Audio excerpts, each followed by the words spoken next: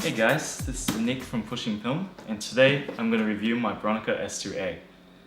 So this camera was first designed in the 1960s from Zenza Bronica.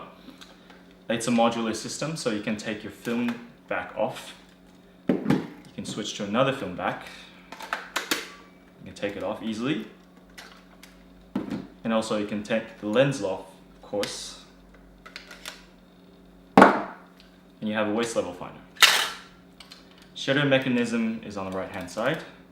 Will only cock if you have film in there. And also the shutter speed is just on the right, on the left. So this camera takes 6x6 format. I also have a 645 back that I don't use very often.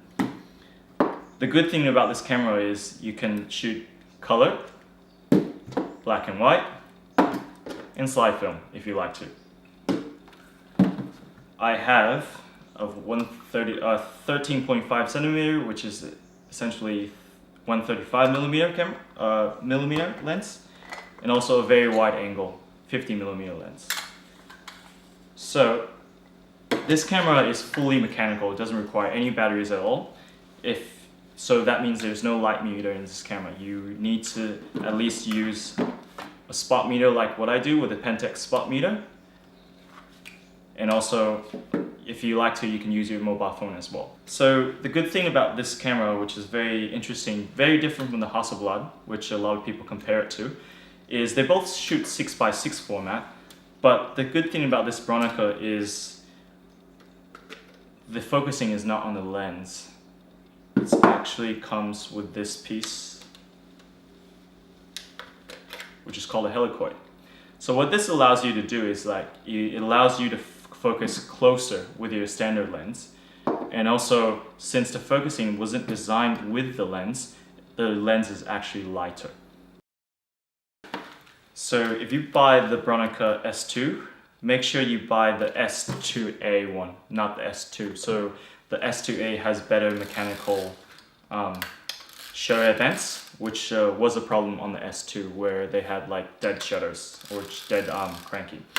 And when you buy the camera, you also need to make sure that it comes with this piece of dog slide, because if you don't have the dog slide, you can't get the back off. What it does is you push the dog slide in, and it will you can manually remove the back. And if you crank the shutter, if you have the dog slide in, it won't allow you to shoot the frame. So right now what I'm going to do is I'm going to show you how to load film into this camera. So we pop this open, this little switch here, you get it pulled out and you pinch and you take the film taker and make sure your 120, your last roll was on top. So it'll show you that you need to load from here. I'm going to load HP5.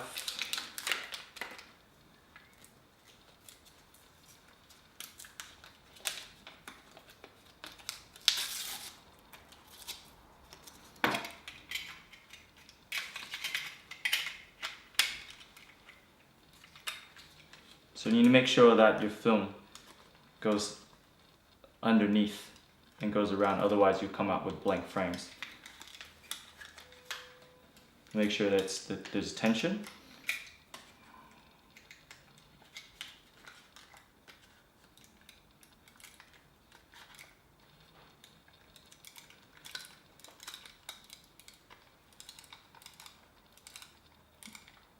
So I'm going to gently roll this until the arrow marks up with this red dot.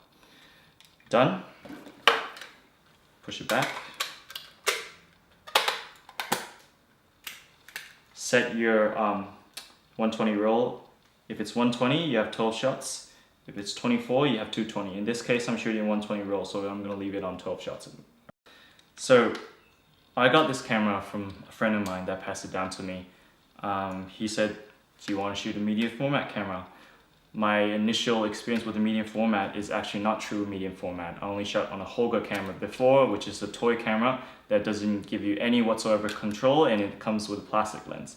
With this, you probably invest, for instance, this back and also this lens with a standard 75mm Nikko lens, which is very sharp, will be around $500, where Hasselblad, a 500 cm, will easily set you off for $1,000 or even more. But this camera has beautiful optics. The Nikko lens are very sharp. A lot of people claim that the 13.5cm lens is soft, but my personal experience with it is very sharp at the same time. It just can be a little bit slower to focus, but with these kind of cameras, it does require a little bit more time.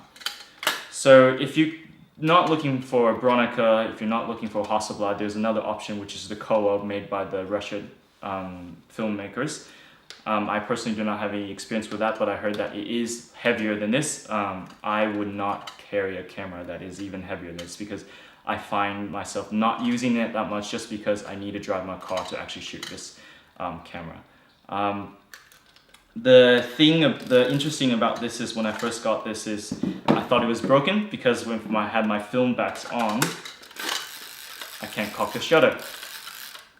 But I did some research and actually I found out that when you take the film back off, then you can cock it and then you can finally fire it.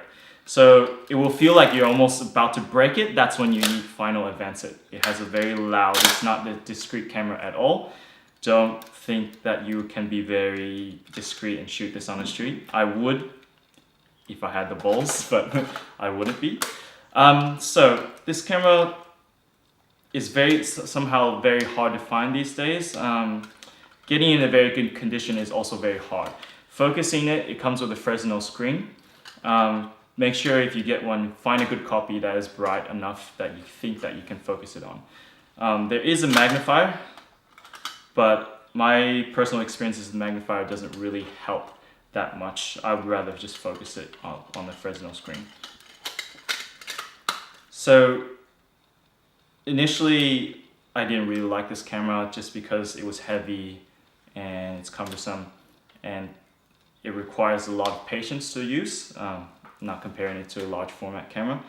But when you finally get your shots back, you'll feel like you're very rewarded just because it's a larger negative, and also you get more depth of field, or you get shallower depth of field, vice versa. But it is a very good camera, and if you know how to use it, it's actually comes in very handy.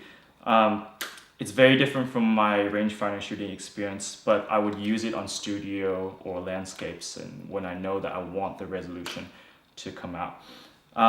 I do have the original menu, which is quite handy.